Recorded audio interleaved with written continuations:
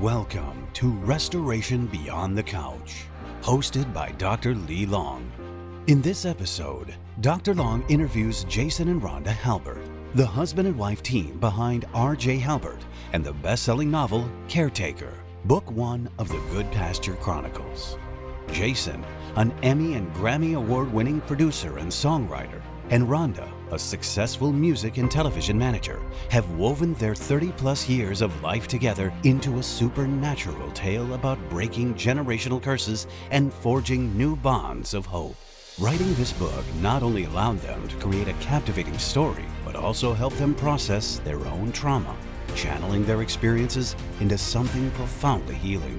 Join us as we explore their journey from music and television to literature and the transformative power behind Caretaker. Your path to mental wellness starts here. Welcome, Jason and Rhonda, known as RJ Halbert. Just by way of introduction, so that our listeners will know, Jason, I know you have won several Emmy and Grammy Awards as a producer and songwriter. You've had great success with multiple #1 and platinum selling records. What? Yes, sir. Currently, you're working on over, I think, 2 decades as the music director with one Miss Kelly Clarkson. I think people know who she is. And I know you've worked with other artists as well. And Rhonda, you homeschooled your kids while touring around the world on a tour bus. I mean, that's quite the life, right? Um, and I know that the last 10 years, I know you've spent, had quite the successful career as a music and television manager. And together, as I said earlier, you guys, uh, under the pen name RJ Halbert, you guys wove your 30 plus years of life together. Now, is that 30 plus years of married life? Because there were 30 plus years of your life together, right? Or We've been is, married 31 years and we've probably known each other for 36-ish, depending on who you ask. I've known her for about 40 years. She's probably known me for about 38. I love it. I love it. So this whole life gets woven together in this amazing, I would say, riveting story based loosely on actual facts and events and experiences, but it is an absolutely riveting story that's told, in my opinion, in the most excellent of ways. Um, Now, I've known you guys for a long time. And I have to say that when you guys reached out and told me that you guys were writing this series, I was so fired up. First thing is, you guys never do anything half-heartedly, like ever. Fair? There. We are the Halberts, and we call it Halbert 110. And I'm going to give a big fat amen to the Halbert 110. I knew this book was going to be amazing, and it did not disappoint. Um, When you all described some of your dreams, though, about this series, I got even more excited because people may be thinking, like, why a fiction book on Beyond the Couch? Like, what does that have to do with going beyond the couch of therapy or of mental health? And what I, when you guys described some of your hopes and dreams for this, my excitement was that you guys were blending the arts with mental health and mental wellness. And I just think that something that we can all agree on is that pain, trauma, traumatic things are really difficult to deal with. But the bottom line is that distance allows us to take an honest look at what we've experienced and give us space to maybe experience it in a new and different way. So you guys came from the art, from a background in the arts. And have y'all ever written a book before? No, no, I'm actually dyslexic, and so books did not play a huge role in my life. It was hard to get through English my 4 years in high school, and I bombed in college. Um, and it wasn't really easy for me to read. It caused headaches. It was constantly having to reread paragraphs because the letters would move. And so this was never a trajectory in my dreams. And we've never talked about it. It wasn't anything that, this was a goal. It wasn't. Um, but to tie that all in with our trauma, like you said, we had some horrific experiences that just got so painful, um, that it's almost like you can't talk about it anymore. You can't process it anymore. You're maxed out, and the pain is just so deep that I can't live one more day in my own world. I just can't. I'm not an extremist. I really am not. And I'm very optimistic person all the time, very positive all the time. But that just goes to show you how deep the pain was those were the thoughts of going, I just can't live my life. So it just felt so much easier to, at the time, what I thought was escape our problems. That may not be the correct phrase, but that's what it felt like, was a relief in being in a different world, or thinking about other people, instead of having to think about our problems. And then as we did that, it just kept developing and kept developing into, a very challenging and interesting story. And we fed off of each other on that. We both had a lot to say. Yeah. To be honest, like she said, there was no master plan. This I would love to say we had an altruistic approach and that we were writing this to help people. It eventually became that, but like Rhonda said, the word escapism, it almost felt dysfunctional at first. It's we can't talk about these problems anymore. We're going to create this fantasy world we can escape into.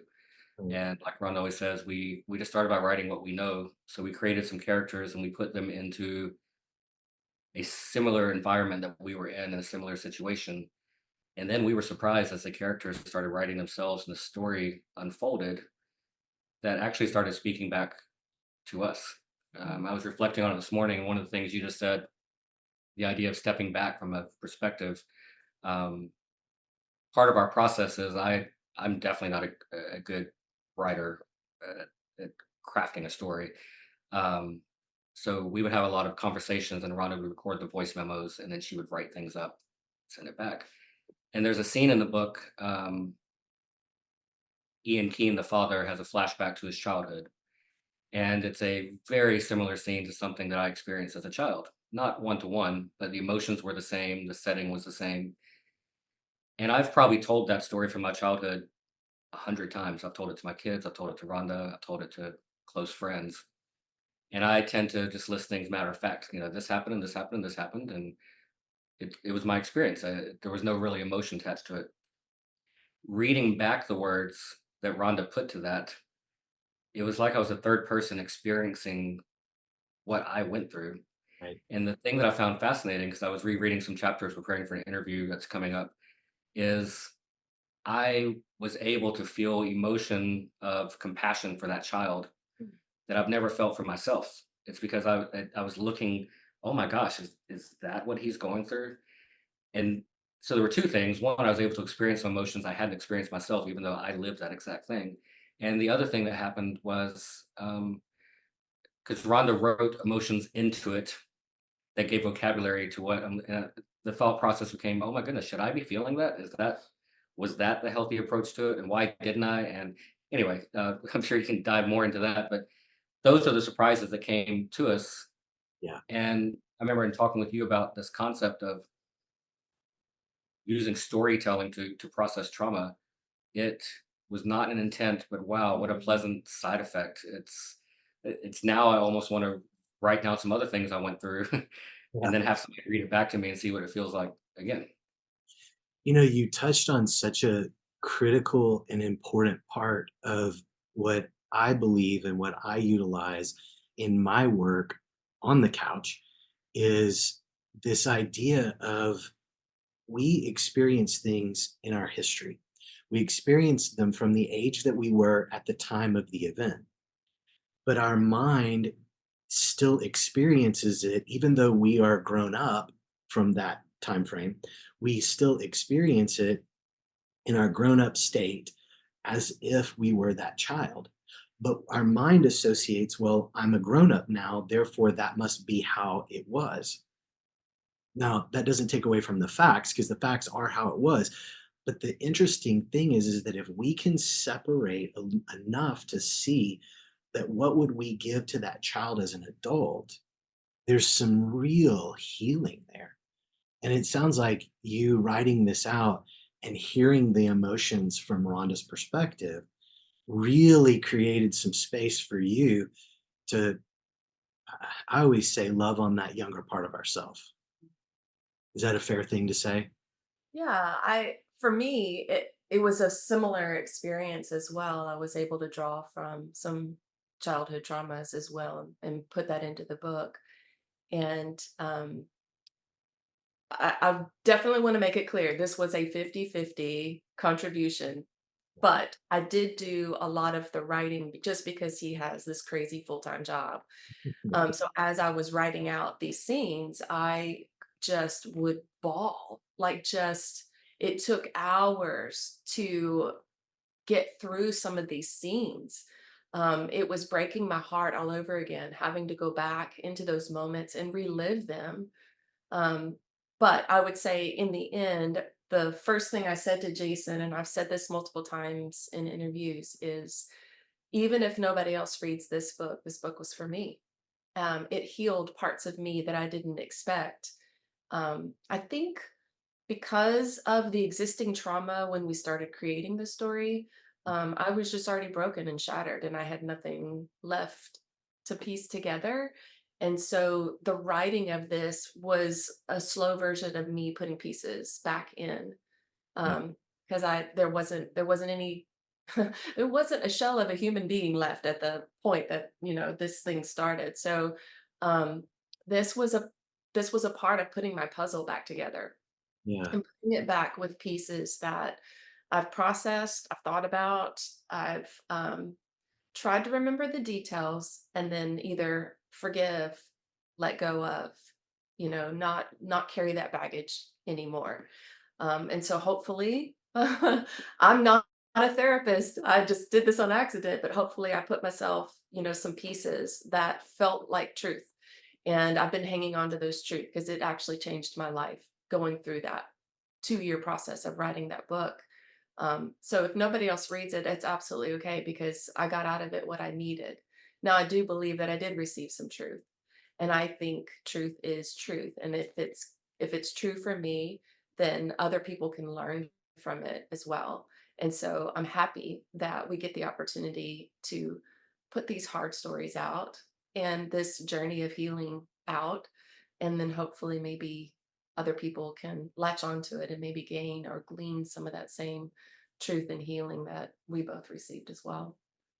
Yeah, I think that's beautiful. And I think that, you know, what you're describing is a process of you allowing yourself to experience the hurt, but enough separation from it that you're not walking into it from the first person perspective. It's more of a narrator's perspective, which gives you just some distance from it, not dissociating from it, but just enough distance from it that you can maybe gain perspective of the things that were going on around you as well, and allowing that truth to rise to the surface, to trickle to the top, so to speak, and scoop from that what the divine purpose perhaps of this book really was, or what it is, and what Yeah, it. I would agree with Jason's statement of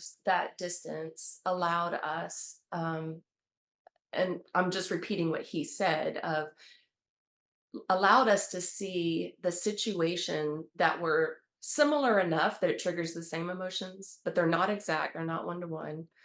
Um, but it gave us that distance to be able to see that little person and have compassion instead of like for me, I have a very strong personality, and I do believe that that intensity that I come with comes with having to protect myself since I was a little kid.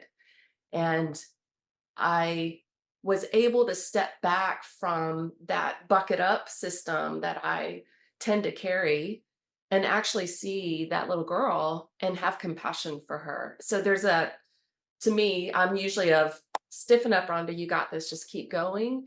And I didn't do that this time because that wasn't Rhonda, but that was a little girl that I could identify with and feel her feelings and understand where she's coming from. And I was just able to give a layer of compassion that I couldn't give myself.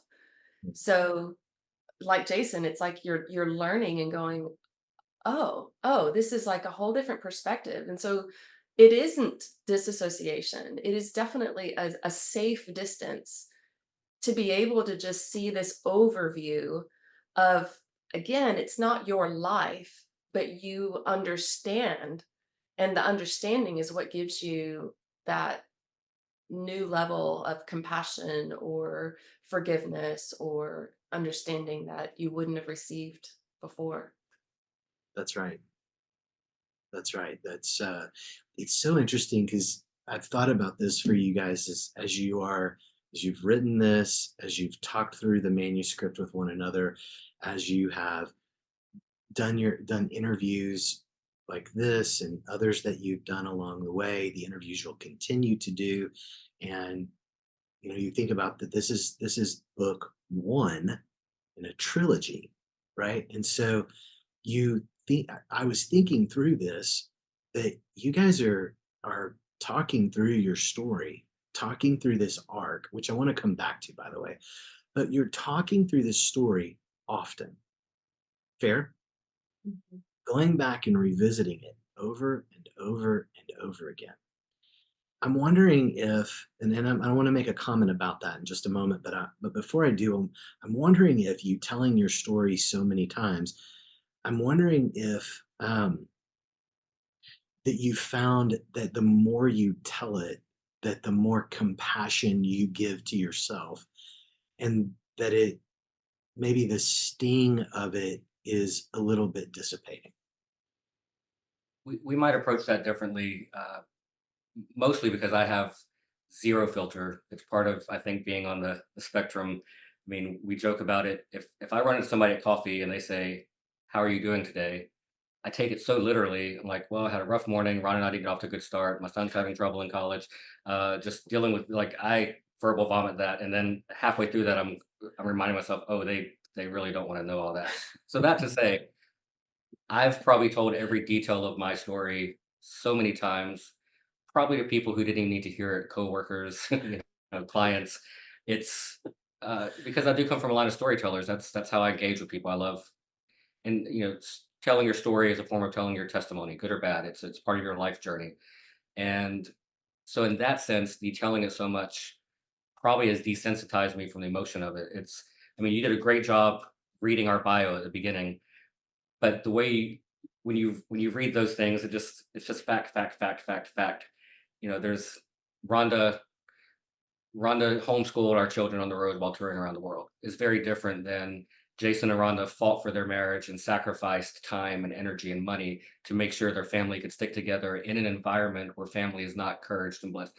So, so all I'd say, I've lived my life just telling the facts. Rhonda and the things that she had with the book also added some emotions that is now I'm repeating that I'm processing. So I don't know Repeat if that away. answers your question or not, but You are, and it's beautiful. And I hope you'll repeat away because learning theory says we have to hear something 7 times before we interact with it. And the one thing I hope that people gain from what you're saying is that this goes beyond just repeating facts over and over and over again. You all are talking about, and this is why I got so fired up about this, is that the arts connect you to a part of your soul that is just different than facts. It's there's just an engagement there that can potentially be upending in a good way, sometimes in a bad way, but in a good way, of where you truly get to experience something from a whole new place and a new perspective that hopefully offers healing. Absolutely. That's definitely what I experienced. writing it out, like I said before, I cried through most of it. Just there's so many emotional stories in the book, and trying to be real with those emotions, that was, man, draining, just draining. But I felt like it was worth it. And then I think maybe the first 10 times of reading through and editing, or maybe the first 20 times, of reading through and editing and fixing and all of that, I still cried. I've already written it, but I still cried. And I don't know, my hope and my desire was I'm capturing something that I'm hoping other people will see, and maybe that's why I'm reacting to it, is I'm hoping it's a genuine experience for other people, and it just keeps hitting me and keeps hitting me. So I hope that's just showing an authenticity of the what we tried to put into the book. But yeah, I will say now, now that we're like almost a year since we finished it, um, it is becoming a little more, easier. I'm not crying all the time when I read it. Um, I have processed a lot of that now, and I now do understand. I have new knowledge. I have new tools. And so it is becoming easier. I realize that there's a lot of trauma out there that I have never experienced, and it goes even deeper than the pain that I've carried in my life. And I know that it's hard to go there emotionally, to relive it, to try to heal it, whatever it is. I highly encourage, like you're saying, find an outlet that allows you to go to that hard place and process that emotion. Um, and then when you can process it externally, you can come back around and come back around and come back around to whatever that product is that you created. It could be a song, it could be art, it could be a book, it could be whatever it is, but you can keep coming back around to it. And that's what I did, is I just kept coming back around to my book and just process it over and over, and I took my time with it to now where I don't cry all the time. I think that's a good thing. It is a good thing. There's a woman named Edna Foa. She is a doctor, a PhD out of UPenn, and she is a cognitive behavioral CBT expert, and she developed this thing called prolonged exposure. So it's called PE. And one of the tenets of what she has talked about and developed is this whole idea of what you just described, is that it's gentle exposure at the beginning, and it's very careful. It's very, you set someone up to understand, that you're safe here and you're not re-experiencing that trauma. And what the proposal is that the more you experience the more you're exposed to the information. And Jason, to your point, not just the facts, but the whole of the information, the experience, that you're that in essence your brain closes the loop and says, I'm not still that 5-year old, that 10-year old, that 15-year old. I'm not still there. And I don't have to be in a state of panic or fear while I interact with this. And so as I was thinking about you guys going through all of this, she kept popping up to me that, hey, you guys are actually doing this, whether you realized it or not, this prolonged exposure, right? And so what a neat experience. When you Um, say that the whether you realize it or not, that's been the fascinating part about Mhm. this process, because to talk about this all in hindsight, we could propose that we had this great master plan and an outline to happen. And the things we did research into the plot. For those who haven't read it yet, it's a lot more than just some flashback scenes and trauma. There's supernatural elements, there's sci-fi, there's history, there's Adventure. adventure. And so we did a lot of research into those aspects. It does take place in history, but we didn't research a lot of other elements of it. Now, on the backside of it, you've brought some things to our attention. We're researching some things that divinely, however you want to work out the mechanics of that, some things were revealed to us through this process that are speaking back to ourselves. And one of those is it's this is a trilogy. So book one, we're hopefully laying out a fun foundation. We're introducing you to some characters. We're laying out some things you might not understand now that's going to unfold into a much broader story. But one of the themes of this is generational curses, and that's a buzzword that I've heard maybe in the last 5 to 10 years has become more popular, and we work that into it.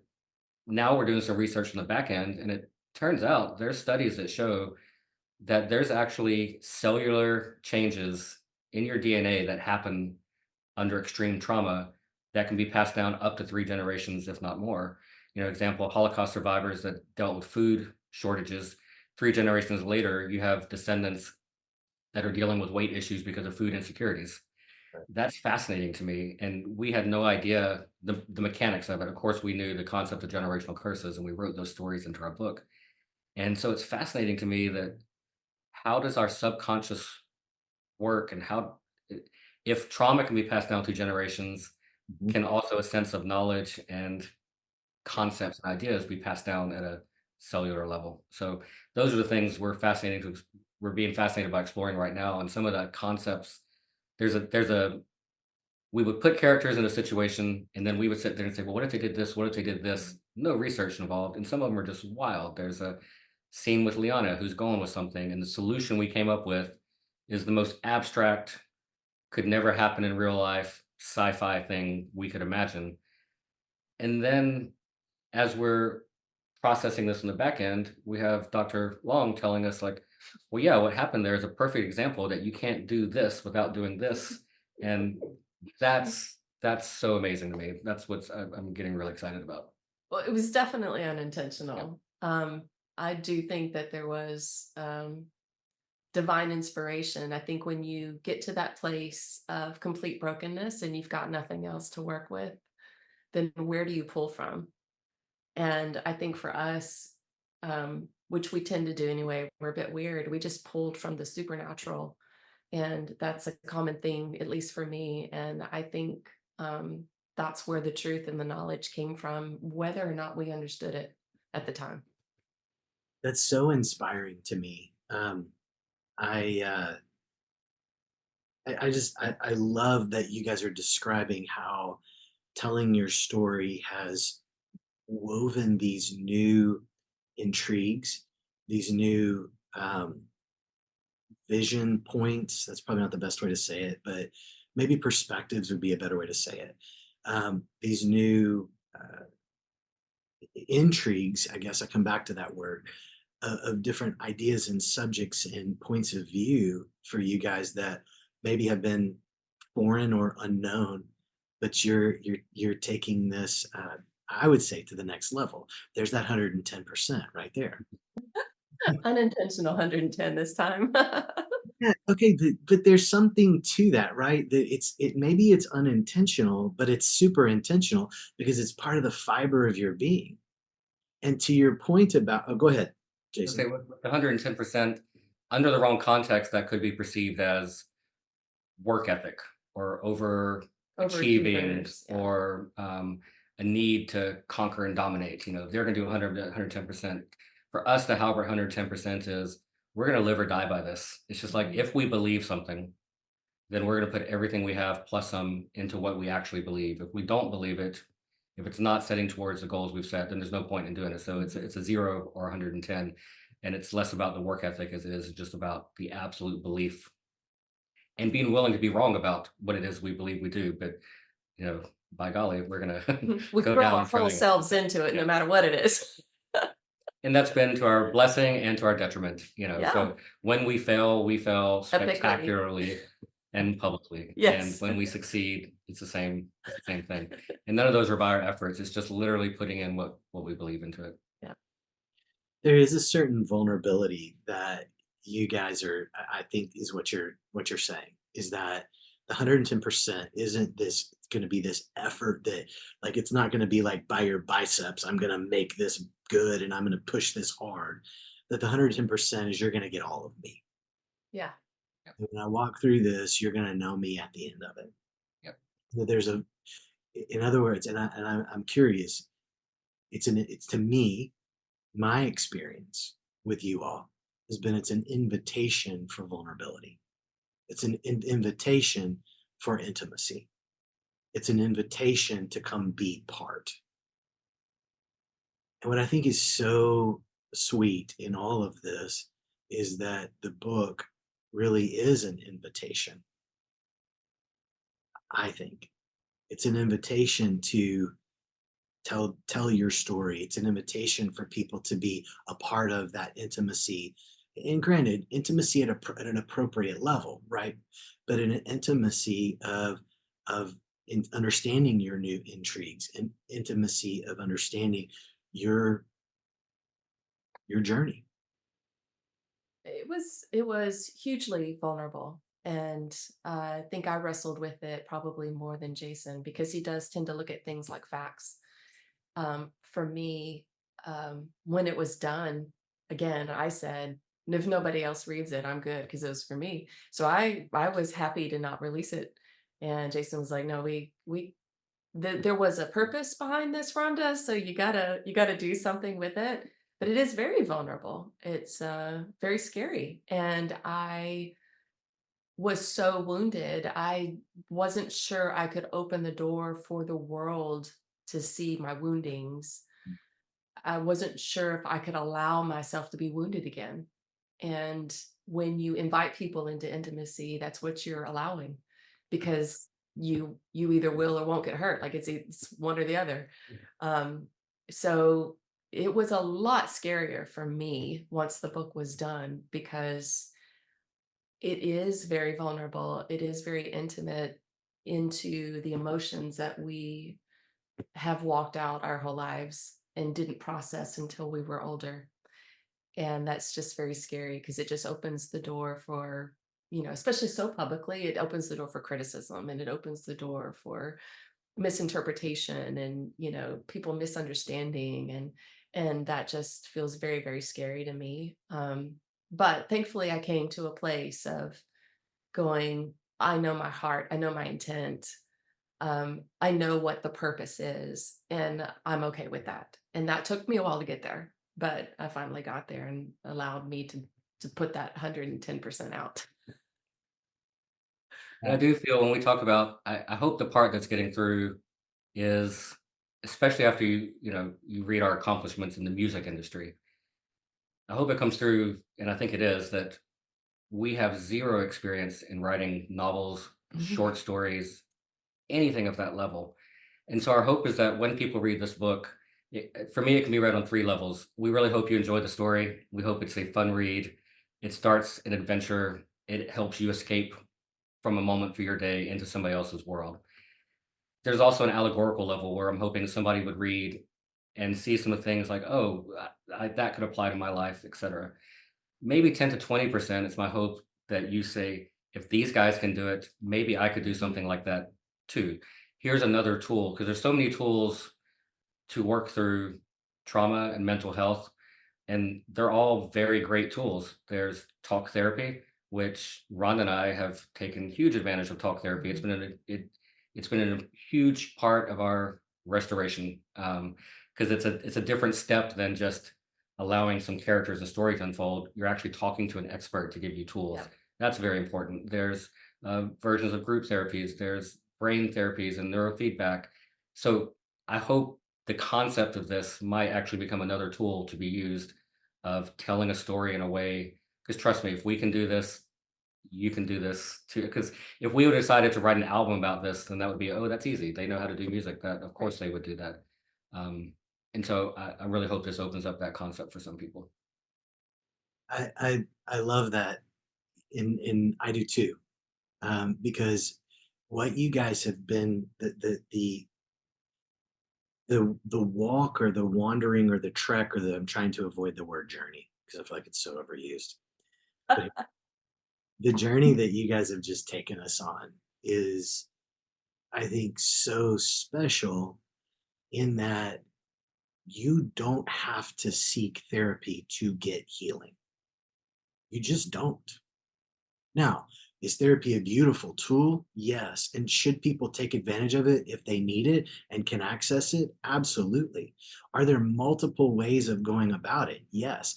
I mean, you guys have talked about the audio feedback, the biofeedback, the neurofeedback, in the way by way of Saracet that you guys have done and been big proponents of, which I think is brilliant because that is a bottom up approach, is what we call it in our world. Is you start with the brainstem, which really comes from experience, and then you go forward to what a lot of people see as talk therapy, which is using your prefrontal cortex.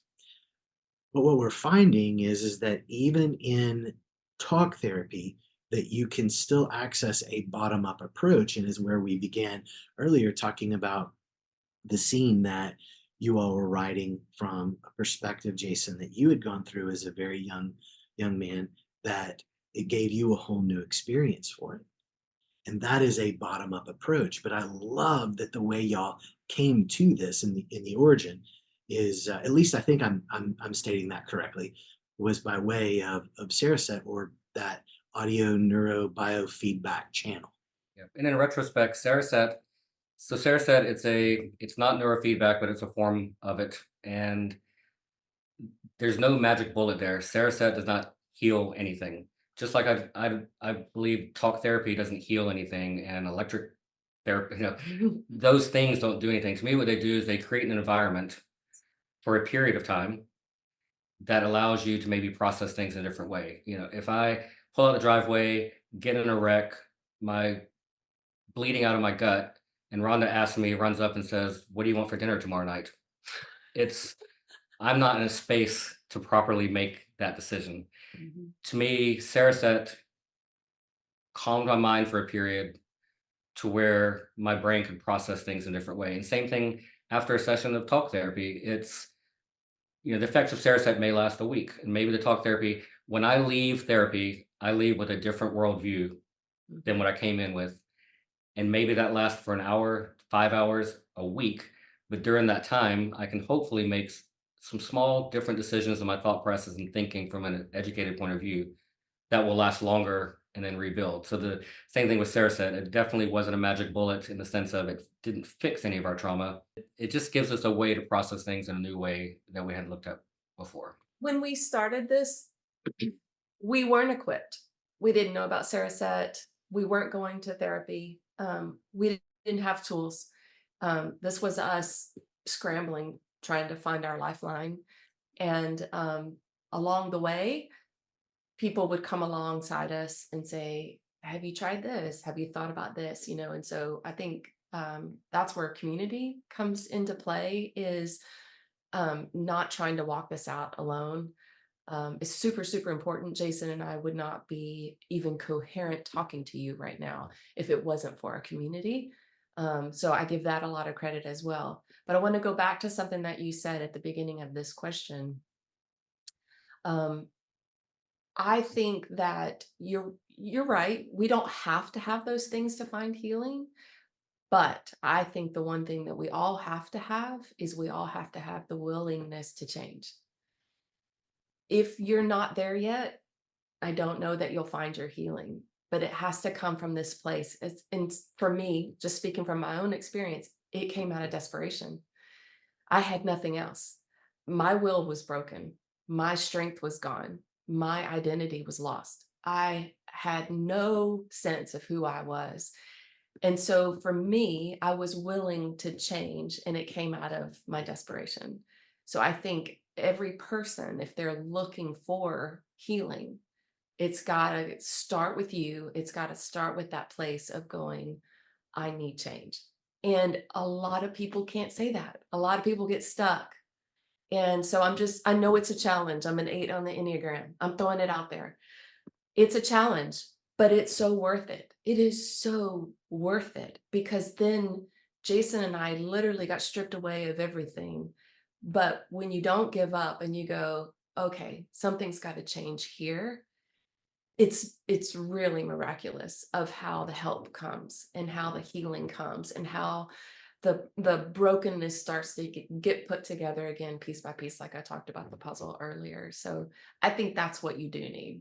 Well, and it's a theme that came out of our book that I'm curious to know in the mental health community if there's any reality to this. But Rhonda just said you have to come to a place where you're willing to make change or recognize you need to make change. I actually think that 99% of people come to that point where they say, I need a change. What what held me back is the physical action that accompanies that. There was a realization that yes, I need to change, but it couldn't just stay there. There actually has to be a physical manifestation of that, which was actually going to see a therapist. And I would say in the first few months of of visiting a therapist, there was probably less result and change by what happened in the actual therapy as what it took for me to take the step each time to follow through and actually do it. The act caused a change in the mental. And that's a theme that came out of our book that we didn't intend. There was sort of a concept going into it out of a place of desperation of can we do things in the physical world that will affect our mental and our spiritual? And I want to do research into that. Right now, I'm calling it the build it and they will come theory, which maybe it already exists. Yeah. But I had this as we our home. One of the things that happened leading up to us writing the book was our family home flooded, our forever home. When I say flooded, not just water came in, destroyed. The house is uninhabitable. And the home represents so many things to us. It's our memories there, our future memories to happen. And I remember looking at Ron and I were together, and I looked at this destruction and just looked up and said, "Okay, God, if we'll take on rebuilding the foundation of this home, will you take on the rebuilding the foundation of our lives?" And that sparked an idea of if we're trying to achieve something, if we're trying to move to a different place in our lives, is there a benefit of walking it out in the physical before you even get there?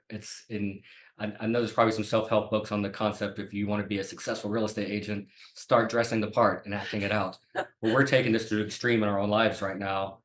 And we put that into the book. If you're trying to achieve this goal, which is really hard to do without spoilers. So please Mhm. read the book. And after you read the book, come back and Let's watch it. discuss. And then you'll be like, aha.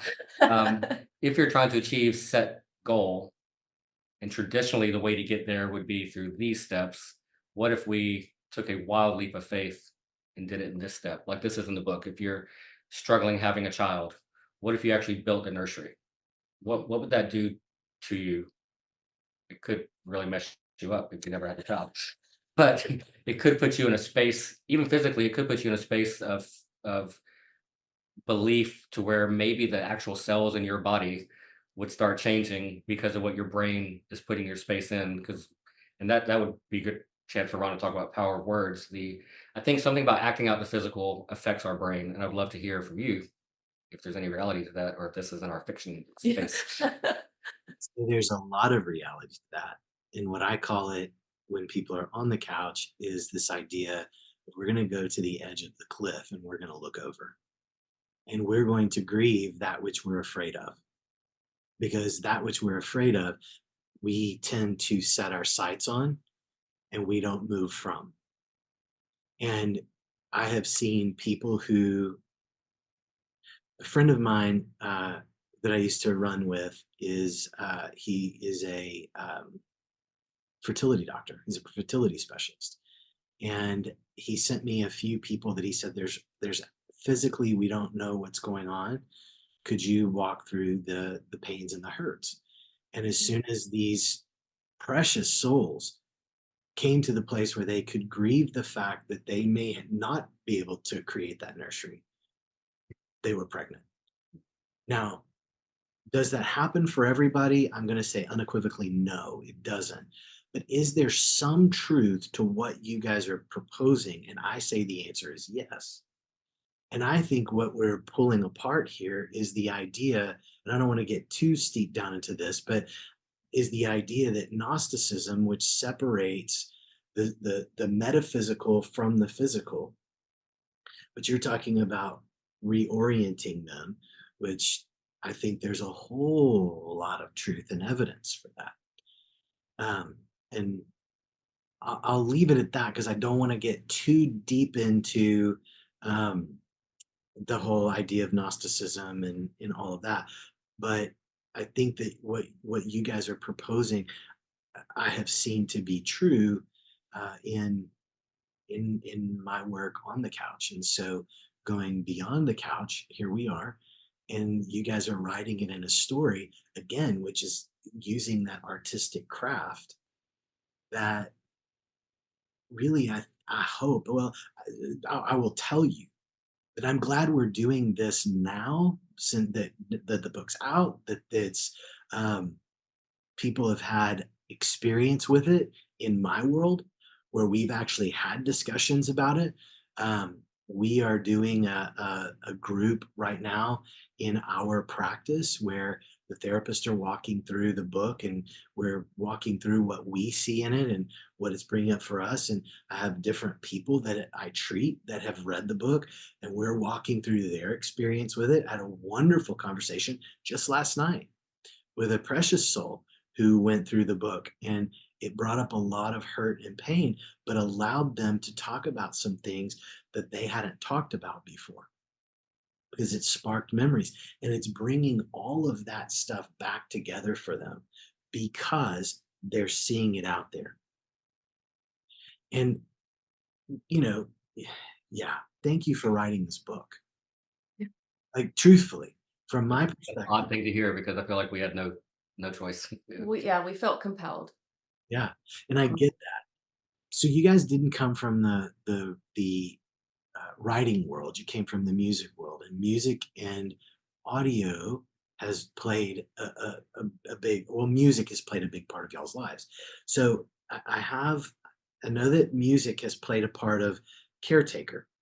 And so one question that one of my absolute most favorite songs on the planet, probably my favorite artist, is the one and only Phil Collins. Can we all just have a moment for We big all agree. love me some Phil Collins. One of my absolute favorite songs of Mr. Collins, we'll call him with great reverence, is Indeed. "The Air Tonight." That made it to the book. Yeah. Can you give us just a quick overview as to why? Yeah, so this takes us back to when I was homeschooling the kids. So we weren't on the road like 24/7 with Jason all the time, but we had this family rule that we would never go more than 3 weeks without seeing dad. And so when we Love that. weren't on the Well, road, that's a thank you. It's being in the music business, being in the touring business, it like Jason mentioned earlier, it's families are not encouraged. I think musicians love to live their double lives. And Jason just didn't approach it that way. So I feel very blessed and honored that I had a husband who thought ahead and thought, how do we make this work? And we both wanted Jason to be able to keep doing what he does because he does it phenomenally. But how do we make it work for both of us? So that was the rule that we came up with, and it worked. Yeah. It's We're not a perfect family, there were still some flaws, but And, whatever. and it's so rare in the music industry. I'd already been on the road for 10 years when I was approached by Kelly Clarkson to become her music director. And at that time, I'd been traveling less. I'd been home for maybe about a year and a half. And Ron and I discussed it, and we just said, I can't do it unless my family can be out with me every 2 to 3 weeks. And went back to Kelly with that, and she said yes. And for 20 years has upheld that. And that is so rare in the music industry. That's Yeah, fantastic. absolutely. We had her blessing, and she made accommodations, which cost her money, Mm. to allow 3 more people to be out on the road. And it wasn't just us, it was other musicians' families were also invited, and we would almost like have to have a schedule of, let's make sure the Halberts and the so and so's aren't on at the same time, you know? So we all had to talk about it. But anyway, what I was getting to is, when we're not on the road, I did homeschool the kids, and this we have a really particular, like, very sweet memory of Jason would come home, and we had this kitchen that had a computer and a monitor on the cabinet. And the heart of the home is the kitchen. So I'm always in there cooking, making snacks, whatever. And Jason would come in and he would talk to the kids about the latest song he heard, or have you heard this band? Or and so it would end up, we joked and called it Music 101 as part of homeschooling. And there's this sweet memory that I will never forget of Jason going down the rabbit hole of all things Phil Collins, because you should. Yeah. And and if you're not aware, there is this memorable, lives in infamy performance of Phil Collins at Farm Aid. Live Aid. Oh, sorry, Live Aid, Live Aid. And he did In the Air Tonight by starting off sitting down on the stage, feet dangling, and he's just swinging them back and forth. And it's the most intimate moment with the largest crowd in the world. I don't know how he did it, but he did it. Season 2. And it was so powerful. So anyway, Jason wanted to share this with the kids. And I know for a fact that that is what imparted, like, literally dropped seeds of musicality into my kids that day. And they both are musicians. Um, they still talk about that day because all things Phil Collins, how can you go wrong, right? But that was such a sweet memory. And he's such a powerful musician. He's an incredible songwriter. And it meant so much to us that, of course, we have to incorporate bits of us in different songs. And that one just has a very, very sweet memory for us. And we decided to incorporate songs actually to help further the story. It's a way our family communicates.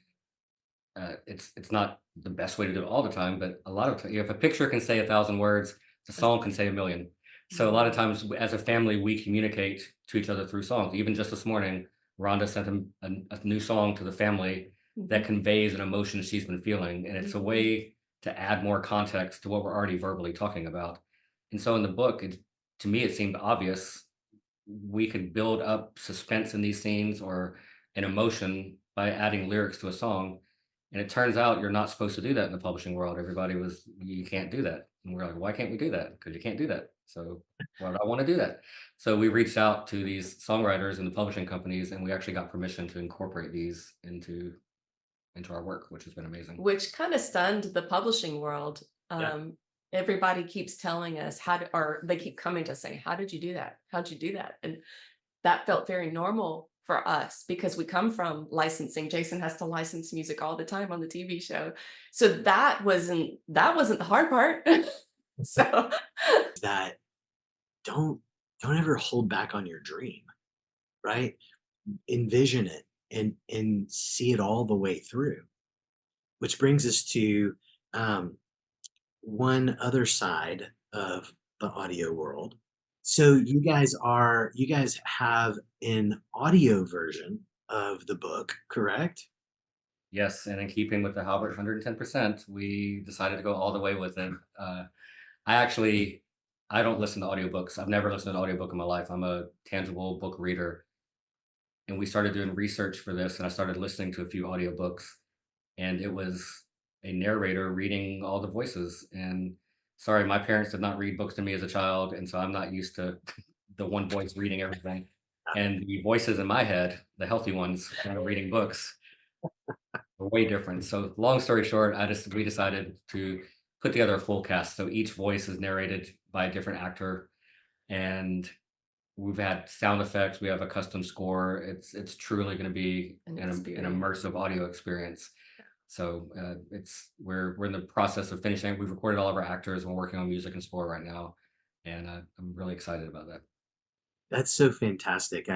I've heard you say in the past that or I have heard you say that it is like an old radio program.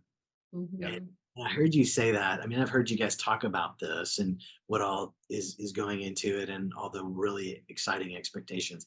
But when I thought of it from that perspective, I was like, "Ah, I'm even more excited for it because I'm the guy who loves the audiobook. And so for me, this is like Christmas buildup for me. So I'm really excited for when this thing launches. And I've been excited hearing it back. It's an entirely Rhonda recorded most of the actors. She was flying around because I was at work, and we work on the script, and she would go out and actually work with them. And again, another layer of surprise. So back to the flashback story. So it's one thing to know what your story is, another thing to see somebody flesh out in words and read that back. Completely different experience hearing an actual actor put the emotion because the narrator voice in my head read it much more stoically. And so to hear emotion put in some of these scenes, whole different level of, because honestly, I didn't think an audiobook was even necessary. Now I get it. It's a whole different experience, which then brings validation to my dream, our dream that we want to take this to a TV series. Because again, it's so if you can have the story, if the audiobook is adding that much more, now let's add a visual to it. I think it's going to be very impactful. And I don't say that in an arrogant way because we are just as surprised by it. It's having an impact on us. Yeah. And so certainly if it's impacting us and the things I'm feeling and getting out of the story, if that can just reach a few other people, it would be amazing. Yeah. For me, for me, being thrust into Jason's position of becoming a producer, that was wild. Never done that before. Had a blast. But I have to go back now and retract. I lied. I still cry because recording Amy Grant reading the part of the mother Liana messed me up, and I had to have tissues, and thankfully she's such a sweet and gracious woman. She hugged me afterwards. I think she realized I was so messed up. Listening to Michael Shanks read the part of Ian Keane, the father, and in going through that scene that Jason talked about earlier. Oh, so intense. Like my heart's racing and I feel my body getting stiff. And so I still react to the story. But like Jason said, those actors, like, there's a reason they're actors. There's a reason they get paid for that. Right. Well, just imagine, maybe don't imagine it too well, but imagine what it's gonna be like when it's on the silver screen. Oh, Oh yeah. Yeah. That first episode, I will be a mess again. So Yeah. The book truly, truly has already not only changed y'all's lives, and this is why I don't think it's arrogant for you to say the impact, right? Because it's already impacted you all. It's already impacted me. It's already impacted those people that I work with. So the impact is very real. That's factual. You guys created this society, and I'm super intrigued by this. The Ouroboros Society. Um, it's I'd love for you guys to tell us more about this society. Um, but before you guys talk about it, I wanted to read y'all a quote. The quote is, "Trauma is a time traveler, an Ouroboros that reaches back and devours everything that came before." Y'all heard that quote before? no. um, I'm gonna say it again. Trauma is a time traveler, an Ouroboros that reaches back and devours everything that came before. Yeah. wow. This the author of that quote is a guy named Junot Diaz. And just as an interesting little fact for you guys, he's a professor of creative writing at MIT in Boston. Stop it. That's awesome. So I know Boston has a really sweet meaning in y'all's world. Um, so But again, this is an example of no intent, no understanding, and there's another piece of the puzzle. That's wild. That's wild to me. We had our own definition of our Ouroboros society and the drawing and implementing that into the story. And actually, Jason has an interpretation that's different than even my own interpretation. And I think that's the beauty of that kind of symbol is there's multiple layers to it. So And it keeps coming back to us, and even working with some of the actors, we're learning things about the Ouroboros, even in other religions, and over time, it has a thematic symbol throughout humanity that has taken on many forms, and I love that concept from that quote. That's which we didn't know. We didn't know. Again, that okay, so little insight. The drawing on the front of the book came in a dream for me. Mm. And I have a niece that is this incredible artist, and I called her up and just said, "Hey, can you help me out? I've got this vision." And all I could do, because I'm not an artist at all I could do was find clippings online to say, "Can you take a piece of this and a piece of this? And I kind of want it to look like this." And so there was several images that I just kind of threw at her, and she came up with the root concept. Now our book designer took a little bit of leeway of changing it a little bit more, but my niece and I were the ones that designed that. But it came from a dream. It was an inspiration, and then there was an intent and a point to it, and it actually tells a lot of the storyline. So I have to be careful of what what I say that it means. Um, but yeah, that's what blows my mind is a lot of this was just sort of unintentional or came to us or a download or however you want to put it. Maybe it's fair to say rather than unintentional, because I think that you all in your 110% have great intention. It's just been inspired. Yes, that sounds better. Fair? So tell us about this society, this Ouroboros society. It it's in the process of expanding right now as we speak. That comes back to something else you said earlier, that the concept of community.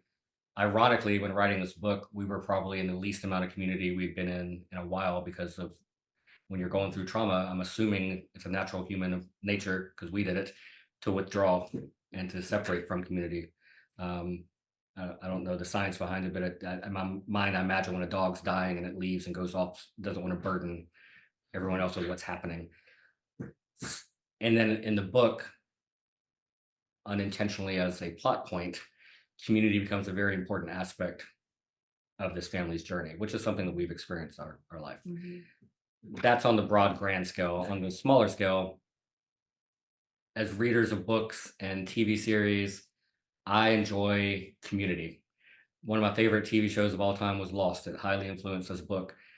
The show came on once a week, but I was that guy that was on the message boards and on the forums interacting. There was a whole community that came with it. The TV show Survivor, which I still watch, it I have as much fun with the community that goes with it.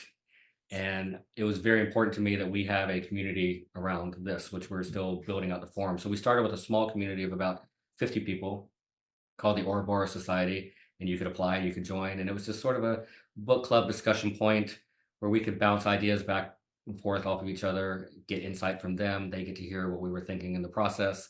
And now we're expanding that community and we're setting up forums online. Just we want to take this journey with people. Whatever bits of knowledge we've gained, we want to help people in their journey.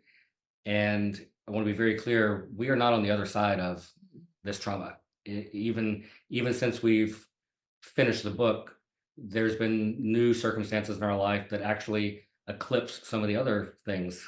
It's true. But had we not been through this process, we would not have been as equipped to handle that. So for us, it's important to talk about. I want to be able to discuss with community our trauma in that moment, not from a vantage point of having figured it out and gone through it and solved it, but from a place of hope where we can share stories we have gone through and what we're trying to apply right now as we continue to go through it. So yeah, community. We're gonna have a big community. Come join us. I We're reading love less talking. We hear more from other people. it. I think you're talking is so great.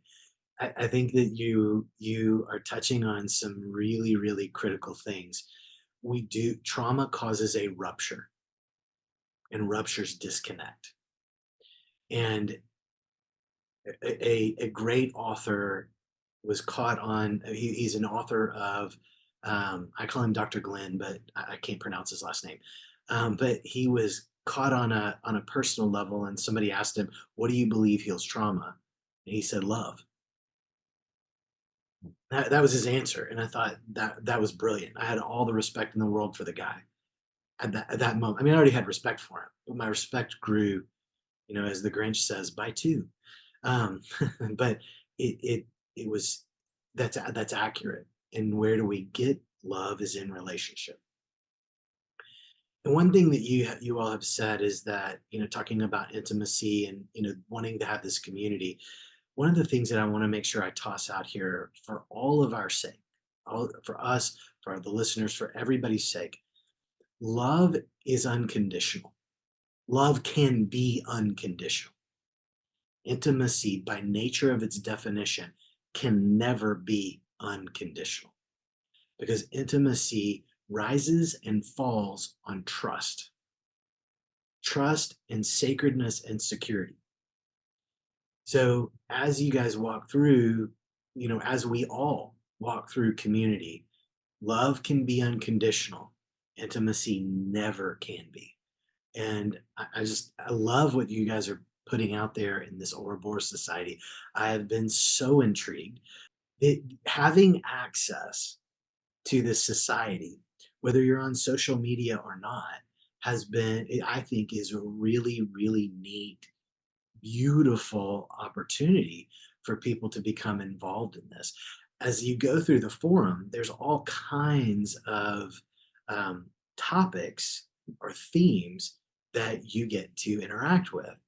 Um, And it was important for me to build this outside of social media because I'm actually either showing my age or creating something fun.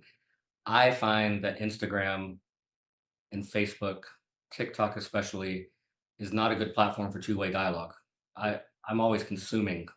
And yes, I understand you can look at comments, but on my phone, it's a full screen of a video. It's an effort to interact on the comments. So the Ouroboros Society forum we built, it's old school, web-based forum. You go to your browser and you can interact in some of these topics. I love that, and I really want to encourage people, go be a part of this, because some of the topics that you all have, and is it right to call them topics Yeah. or I don't know, themes, or how would you? Topics works. Okay, some of these topics I think are super intriguing, like the metaphysical realm. Has anybody had any dreams that are that what did you say? It's not scary. Shared, shared dreams. Yeah, like this is an opportunity for everybody to really kind of tap into this different side of themselves. I think that they get to do this with other people. Yeah, we just brought up some ideas that came as a part of the storyline in the book, and we actually don't know the answers to these things. It's literally a discussion. We we have an example of a shared dream sequence in the book that was inspired on some real life events. And my assumption is, as we're learning inadvertently, some of the things we've exposed in this book turns out that there's some truths behind it. I'm just posing the question: has anyone else had some of these experiences?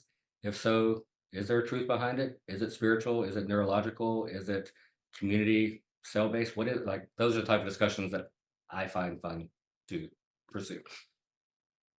I think this brings me to like the conclusion of like what we want to draw from this book is we want those questions to come up naturally. We want people to talk about it. Um, and I know we're all just dancing around this word journey, but go on the journey with us and let's ask these questions because we don't have all the answers, but we're stumbling on something that's really fascinating. And I don't want to be afraid to ask the questions. And um, just a little cute thing that I've been doing lately when people ask for a signed book, at the very bottom, I write, listen to the whispers. My hope is that this book causes you to start listening. And I want you to take a moment and listen to those whispers. We address it in the book and we allow it. And um, I lean on that. I'm listening. I don't know where some of this stuff is coming from other than the ultimate creator of this earth has created everything within beauty and power and knowledge and wisdom and truth. And that's what I'm trying to tap into. And so if I quiet my mind and I listen, I will hear. And so that's the challenge of the whole book is, will you go there? Will you give it a try? Exploring these questions for me, we come at it from unique vantage points that Rhonda is way more comfortable in the supernatural than I've been. And I've really been focusing on this word recently. I just sent her a definition of it yesterday, and I'm at the point now I want to kind of normalize the supernatural, because what's the opposite of supernatural? It's the natural. How's the natural been working for me? It hasn't been. That's part of this there has to be, because a lot of times the natural is is is consensus. The natural way, and I'm not talking nature when I say natural, I'm talking about the normalized approach to a problem. So if you've been diagnosed with something and the normalized approach to it is to do A, B, and C, that might be working for some people.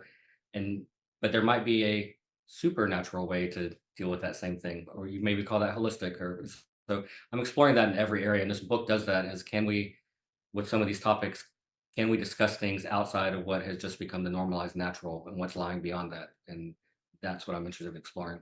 Yep. That requires a moment, what you both just said, for people to just soak that in. Because that's the heart and soul, in my mind, behind this whole discussion. It's, can we create space to take a journey that we might evaluate what we've been taught, the history that what we've been taught has been brought down through emotions, through cells, through DNA, through, we have this from our past and from generations prior, this theme that goes through our lives. And do we ever stop to pay attention, to ask why? I remember being told a story about this lady who always cut her ham in half at Christmas, always. And then she asked her mom, she got curious. She got curious and she said, "Mom, why do we cut our ham in half at Christmas?" She was like, "Well, that's how you do it." She started thinking, and there was a point in time where three generations were still living. And so she got really curious and she asked her very aging mother, "Mom, why have we always cut our ham in half at Christmas?" She said, "Oh, baby, because growing up, my stove, my oven was really small, and you could only fit half of it in there." And she was like, "Oh, I thought there was like some really grandiose reason." She was like, "No, just growing up, the ovens were really small." And she used that as a way, as the daughter used that as a moment between her and her mother that was really beautiful, to start saying, "Wait, I'm thinking about having children and I want to think about openly with you, why did we do things the way we did? And was it," and I don't want to pull out the word right and wrong, but was it effective and ineffective? And it was such a moment for them to have an experience. You know, we talked about the whole idea of bottom up work. It's what we call it in our world, is that you start with the base of the brain and you move forward, as opposed to starting with the prefrontal cortex and you move back. That it was an experience that really changed several generations of a family, just because she got curious and asked the question, "Why do we cut the ham in half at Christmas?" And you guys have slowed down. You've slowed down, well, maybe not, but maybe you've sped up. But you've written this, I'm going to say it, masterpiece that has been divinely inspired, that is slowing down to ask the question, why do we do this? Now, I get that it's not fully asking that. It's entertaining. It's a beautiful story, but you're using the medium of the arts to get people, for y'all even, to slow down and ask the question, wait, why did we do that? I think that is what we're exploring right now, brings it all together. I'm being haunted right now by the quote about the Ouroboros, because that is a truth in our lives that we don't want to be a truth. Our trauma, some of the things that have happened in the last 3 years have erased goodness of the previous however many years. And in reality, they're both sitting equal. That goodness did happen, and this horror is happening. But the Ouroboros of trauma goes back and eats it. And I find it not a coincidence that we come to you with the word restoration above your head. How do you restore what the trauma has eaten. And when you're talking about trauma from a cellular level, like, so you're talking about the ham thing, at an even deeper level, our natural responses to things, a good portion of those are programmed by our cells and DNA that have been formed by a trauma before. So even my response right now to my natural response to something is informed by something that I didn't even experience 3 generations ago that has set into motion events in my life. And this is where we're at in the book right now, exploring things. We've hinted at it, and I can't wait to unpack that because Marshall he's the caretaker in the book. He has had very natural reactions to trauma in his life.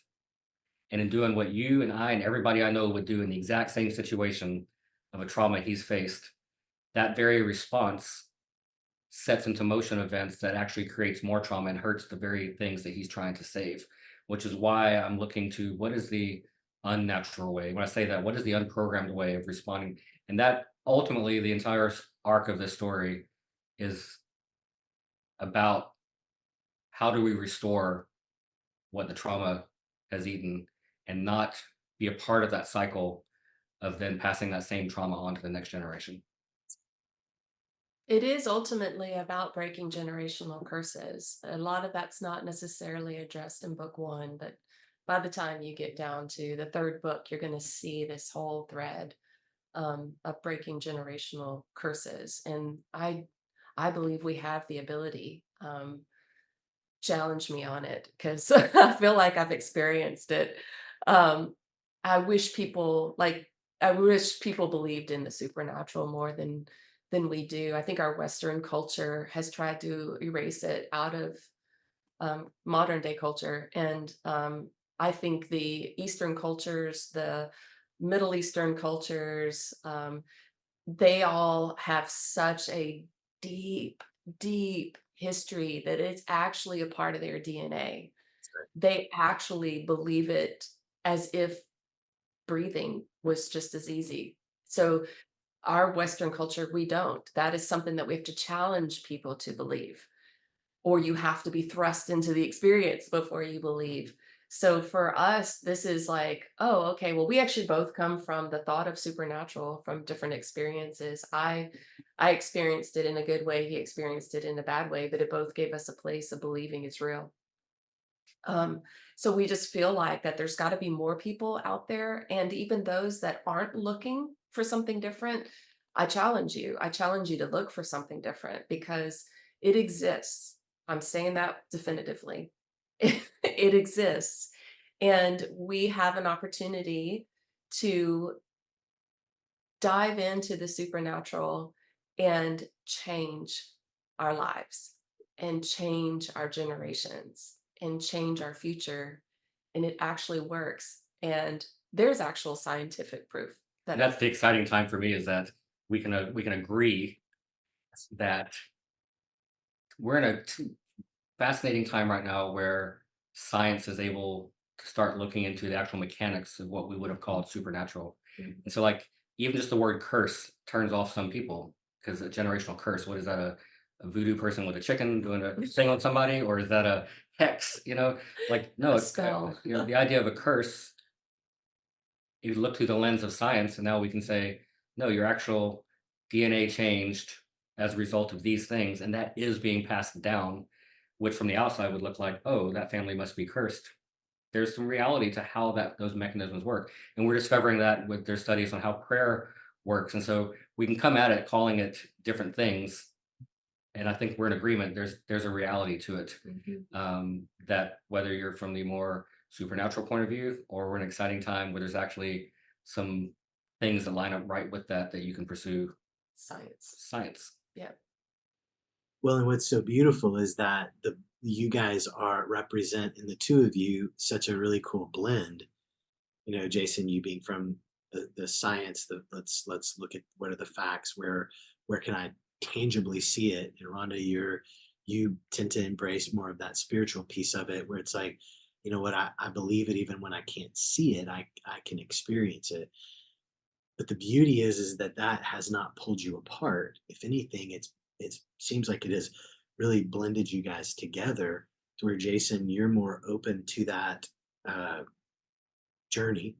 And Rhonda, you're open to that journey of science, and it's blending that internal as I think the opposed. revelation for me has been that it's neither 100% view is completely healthy. For me to need everything to have a scientific basis is not healthy, because it's becoming clear all the time that some things are unexplained eventually are being explained. So it's opening my mind to being open to those things without needing an actual thing every single time to back it up. And the same thing, living 100% the supernatural and having no earthly grounding, that can be unhealthy in itself. So I think we've kind of pulled together into a nice medium. Well, I think the book actually reflects that as well. That shows you how 50-50 contribution it truly was of the things that I put in and the things that Jason put in. They're from two different perspectives, but hopefully we've blended them to where they actually complement each other and bond each other and create something that's trustworthy and true. Because that's who we are. We're so different. There's 110% right there. It's that Yeah. vulnerable. I love that. Well, you guys have really taken us on a twisting, winding, beautiful journey today. And I so appreciate your willingness to be open, to be vulnerable, to give it the Halbert 110. And I just want to encourage people, go pick up the book. It's not that heavy. See it. You can see there's the book right there. Go pick up the book. It's the first of 3, and the others will come out soon. But this story is truly the beginning of an arc of healing, of true restoration, and being that this is restoration beyond the couch. This truly is beyond the couch. This truly is. I've said a number of times that this is like group therapy in a book. You get to see people twist and turn and do windy, beautiful things. And so I encourage everybody, go pick up the book. I also want to encourage all of our listeners, go be part of the Ouroboros Society. That is such a unique and wonderful thing that you guys are offering out there. And I just don't think that we experience enough community in our world. And just as Dr. Glenn did say, what heals trauma? Love. How does love happen? It has to happen through a relationship. So go be a part of the Ouroboros Society. That is the Ouroboros. The front cover, for those of you who are listening and not watching, the front cover is the Ouroboros. So Jason, Rhonda, RJ Halbert, thank you. Thank you for having us. Yeah, thank you. Enjoy. If anybody needs to find the Ouroboros Society or how to get in touch with us, you can find us on all socials, rjhalbert.com. You can start there. You can find RJ Halbert on Instagram and Facebook and all of that. Leave us your email and we send out emails about the Ouroboros Society. So if you really want to be a part of that, you can sign up for it at rjhalbert.com. And you can find your books online anywhere, any bookstore, like it's in all outlets now. So thank goodness. Yes, and stay tuned for the audio version of the book. Yes. Well, I should say the audio production of the book. I like that. We've been saying audio experience. Stay tuned for the audio experience coming soon. All right, thanks, guys. If you found value in our discussion and wish to uncover more about the fascinating world of mental wellness, don't forget to subscribe to the podcast. Stay tuned for our upcoming episodes where Dr. Long will continue to delve into empowering therapies and strategies for mental wellness. Your journey to understanding and embracing mental health is just beginning, and we're excited to have you with us every step of the way. Until next time, keep exploring, keep growing, and remember to celebrate restored freedom as you uncover it.